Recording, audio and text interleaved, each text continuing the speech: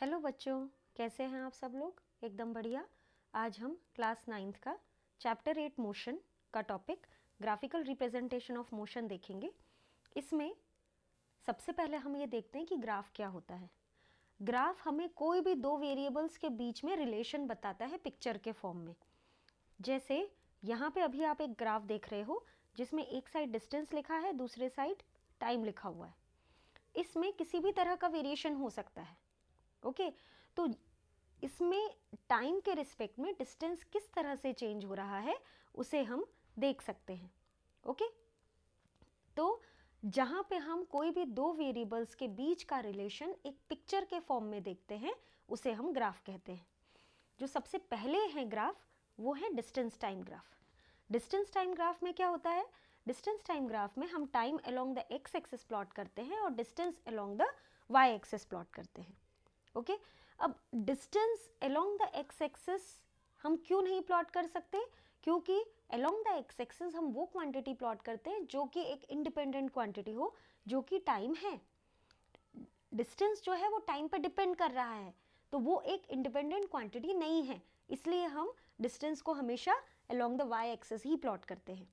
ठीक है, अब इसमें जो पहला केस जो हम देख रहे हैं वो है when the body is at rest. Body के रेस्ट के होने का मतलब ये है कि बॉडी मूव नहीं कर रही है, वो अपनी पोजीशन पे फिक्स है with the passage of time. तो यहाँ पर अगर किसी भी पोजीशन पे हम कहें तो बॉडी की पोजीशन चेंज नहीं हो रही है समय के साथ साथ, तो बॉडी की पोजीशन सेम है और यहाँ पे टाइम चेंज होता जा रहा है। तो अगर हम किसी भी बॉडी एट रेस्ट के लिए जब ग्राफ प्लॉट करेंगे तो वो parallel to the time axis plot होगा। ओके अब अगर सेकेंड केस देखें हम, when the body has uniform motion. Uniform motion सबसे पहले हम ये देखते हैं कि यूनिफॉर्म मोशन क्या होता है। जैसे सपोज हम अगर एक डिस्टेंस टाइम का एक टेबल बनाएं, ठीक है, 0 टाइम पे 0 सेकेंड, 2 सेकेंड टाइम पे 2 मीटर डिस्टेंस, 4 सेकेंड टाइम पे 4 मीटर डिस्टेंस, 6 सेकेंड टाइम पे 6 मीटर डिस्टेंस और 8 सेकेंड टाइम पे 8 मीटर डिस्टेंस। ओके अब इसमें टाइम इनिशियली अब हम यहाँ पे मार्क कर लेते हैं 2 4 6 8। ओके यहाँ पे 0 2 4 2 4 6 8 मीटर डिस्टेंस। तो यहाँ पे जब हम प्लॉट करेंगे 2 सेकेंड्स पे 2 मीटर, 4 सेकेंड्स पे 4 मीटर, 6 सेकेंड्स पे 6 मीटर और 8 सेकेंड्स पे 8 मीटर, हमें इस तरह से एक स्ट्रेट लाइन मिल जाएगी।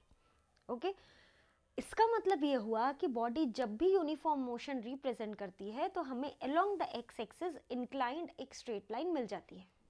ओके तो ग्राफ देख के ही हमें समझ आ जाएगा कि अगर इस तरह की लाइन है तो मतलब मोशन जो है वो यूनिफॉर्म मोशन है। अब जो नेक्स्ट है, when the body has non uniform motion. Body का नॉन यूनिफॉर्म मोशन क्या कहता है? जैसे सबसे पहले हम देखते हैं नॉन यूनिफॉर्म मोशन क्या होता है। अगेन उसके लिए हम टेबल प्लॉट करते हैं, एक टेबल ड्रॉ करते हैं। Time 0, distance 0, time 2 second, distance 2 metre, time 4 second, distance 10 metre, time 6 second, distance 20 metre, time 8 seconds, time 8 seconds, distance हो गया 30 मीटर। मैंने रैंडमली कोई सी भी वैल्यूज ले ली हैं। अब इसमें देखिए आप 2 4 6 8, यहाँ पर 2 मीटर, यहाँ पर हम देख रहे हैं कि हमारी स्केल सेम नहीं है।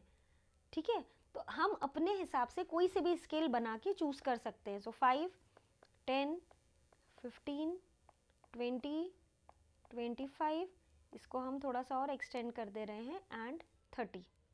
ओके तो टाइम 0 है तब 0, टाइम जब 2 है तो हमारा जो डिस्टेंस है वो 2 है, 2 यहाँ पे कहीं पे मार्क हो गया। टाइम जब 4 है तो डिस्टेंस 10 है, टाइम जब 6 है तो डिस्टेंस 20 है और टाइम जब 8 है तो डिस्टेंस 30 है।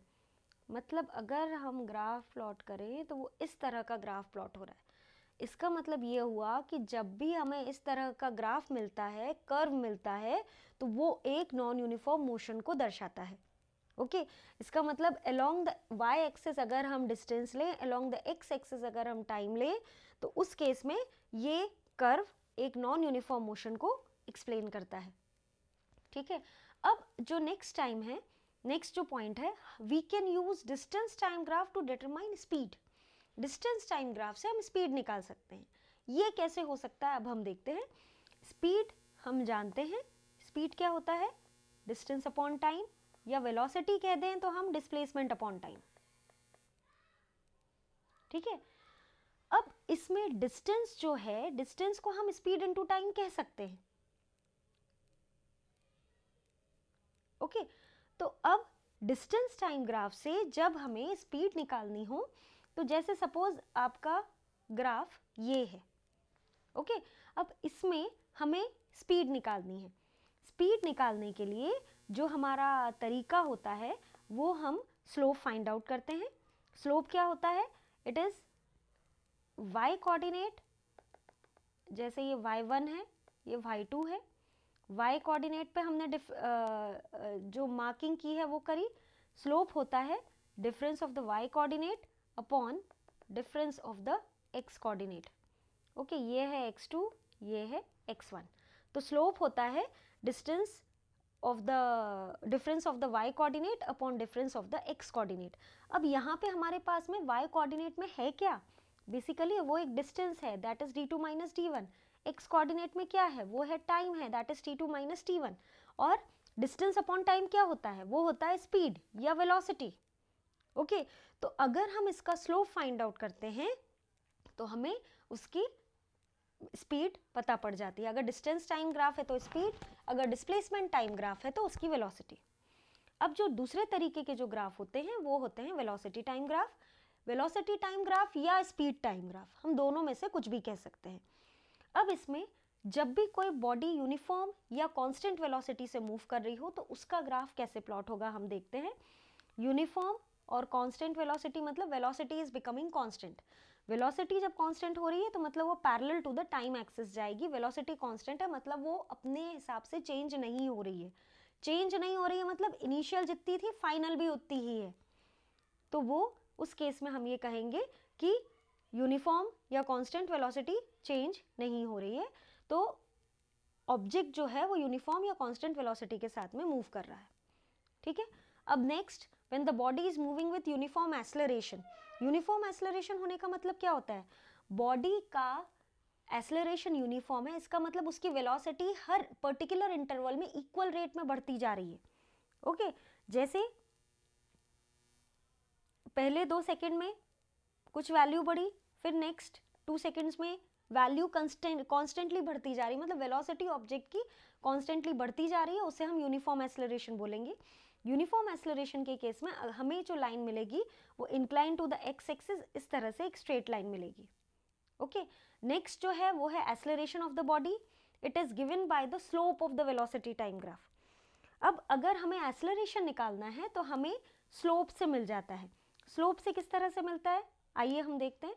यहाँ पे देखिए कि हमने इनिशियल वेलोसिटी u ले ली है, किसी भी ऑब्जेक्ट की सपोज इनिशियल वेलोसिटी u है, फाइनल वेलोसिटी v है, ये इसकी फाइनल वेलोसिटी हुई, ये इनिशियल वेलोसिटी हुई। ठीक है, अब इनिशियल टाइम उसका ये t1 हुआ, वैसे ही फाइनल टाइम उसका t2 हुआ। ठीक है, अब एक्सेलरेशन हम जानते हैं rate of change of velocity with respect to time, तो जैसे ये v2 वेलोसिटी या v velocity minus u velocity upon t2 minus t1। ठीक है, तो अगर हम वेलोसिटी टाइम ग्राफ का स्लोप निकालते हैं तो हमें एक्सेलरेशन मिल जाता है। Okay now distance travelled by the body, distance कितना ट्रैवल करेगी, डिस्टेंस ट्रैवल फाइंड आउट करने के लिए हम लोग क्या करते हैं, जैसे एक पहले कॉमन एग्जांपल लें, जैसे सपोज ये मैंने एक लाइन ड्रॉ करी जो कि parallel to the time axis है। ठीक है, इसमें मुझे डिस्टेंस निकालना है। डिस्टेंस या डिस्प्लेसमेंट निकालने के लिए मैं सपोज इस पर्टिकुलर इंटरवल तक निकालना है मुझे, इस पर्टिकुलर टाइम t तक, तो उसके लिए क्या करते हैं, अब देखो velocity is displacement upon time. ठीक है, अगर मैं वेलोसिटी इंटू टाइम कर दूं तो वो डिस्प्लेसमेंट मिल जाएगा। ठीक है, अब वेलोसिटी इंटू टाइम मतलब हम इस जो ये हमारे पास में ये जो फिगर बना है उसके अंडर का एरिया फाइंड आउट कर लेंगे तो वो हमें डिस्प्लेसमेंट देगा। तो वेलोसिटी कितनी है यहाँ पे, वेलोसिटी की कोई भी वैल्यू हम मान सकते हैं, जैसे सपोज यहाँ पे वेलोसिटी v है, यहाँ पे टाइम t है, तो डिस्प्लेसमेंट हो जाएगा वेलोसिटी इनटू टाइम। डिस्प्लेसमेंट क्या हो जाएगा, वेलोसिटी इनटू टाइम। अब अगर हमारे पास में यूनिफॉर्म एक्सेलरेशन है, ठीक है, यूनिफॉर्म एक्सेलरेशन के लिए जब हम प्लॉट करेंगे तो इन दैट केस हमारे पास ग्राफ इस तरह का या फिर कहा जाए तो इस तरह का भी हो सकता है, जिसमें ऑब्जेक्ट वेलोसिटी टाइम ग्राफ हमने प्लॉट करा है, जिसमें हमने वेलोसिटी टाइम ग्राफ प्लॉट करा है और इस वेलोसिटी टाइम ग्राफ में इनिशियल वेलोसिटी u है, फाइनल वेलोसिटी v है। ओके, यहाँ पर ये टाइम t है, ठीक है, और यहाँ पे टाइम 0 है। अब इस समय अगर हमें एरिया फाइंड आउट करना है तो एरिया हम कैसे फाइंड आउट करेंगे, एरिया ये बेसिकली जो फिगर है इट इज़ अ ट्रेपेजियम, इसको ध्यान से देखिए आप, ये एक ट्रेपेजियम बना रहा है और एरिया ऑफ ट्रेपेजियम होता है 1/2 into sum of parallel sides, sum of parallel sides into height, height it means 1/2, it means 1/2